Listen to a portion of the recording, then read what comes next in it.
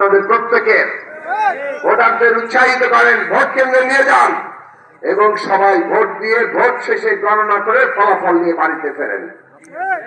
আর vote কেন্দ্রে যাতে কেউ বিশৃঙ্খলা তৈরি করতে না পারে, কেউ যাতে একটা ভোটের জালিয়াতি করতে না পারে। আমরা একটি ভোটে জালিয়াতি করব না, পরিষ্কার ঘোষণা।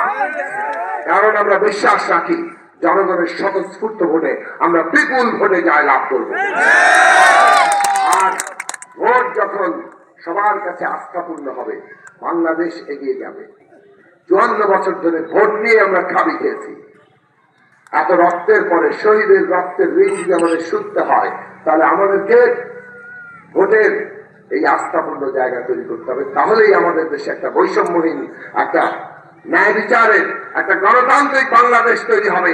যে গণতান্ত্রিক বাংলাদেশ জনগণকে ঐক্যবদ্ধ করে আমাদের দেশের স্বাধীনতা সার্বভৌমত্ব রক্ষা করবে। বেগম খালেদা জিয়াকে স্মরণে রাখবেন। 7ই আগস্ট 2024 তিনি ভাষণ দিয়েছেন, দেশবাসীকে আহ্বান জানিয়েছেন। তার পার্টি কত অত্যাচারিত হয়েছে, তিনি নিজে কতটা অত্যাচারিত হয়েছেন, তারপরও বলেছেন প্রতিশোধ প্রতিহিংসার রাজনীতি নয়, দেশবাসীকে ঐক্যবদ্ধ করে দেশকে এগিয়ে নিয়ে যেতে হবে। সবার জন্য এটা একটা দিক নির্দেশনা। আমরা যদি আজকে ঐক্যবদ্ধ হই, এই পরিস্থিতিতে আমরা বাংলাদেশকে এগিয়ে নিয়ে যেতে পারবো। ফলে ভোট আমাদের খুব গুরুত্বপূর্ণ, গণতন্ত্র খুবই গুরুত্বপূর্ণ। যারাই ভোটার তাদেরকে ভোট কেন্দ্রে যেতে আপনারা উৎসাহিত করবেন। টাকার খেলা, গীবত, অপপ্রচার, এগুলোর কাছে আপনারা হার মানবেন না, এই বিশ্বাস আমি রাখি। পারবেন? সুতরাং টাকার খেলে লাভ নাই। বাঞ্ছারামপুরবাসী টাকার কাছে তার সম্মান বিক্রি করবে না। বাঞ্ছারামপুরবাসী অপপ্রচার আর গীবতে কান দিবে না।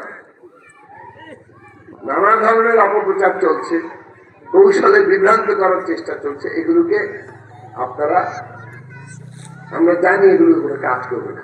কিন্তু কেউ যদি অনেক ফন্দি করে ভোটের ইঞ্জিনিয়ারিং করতে চায়, যে ভোট তাদের নাই, তারপরে তার নিজের পকেটে সেই ভোট ঢুকাতে চায়, সেইটা সম্পর্কে আপনারা সবাই সতর্ক থাকবেন।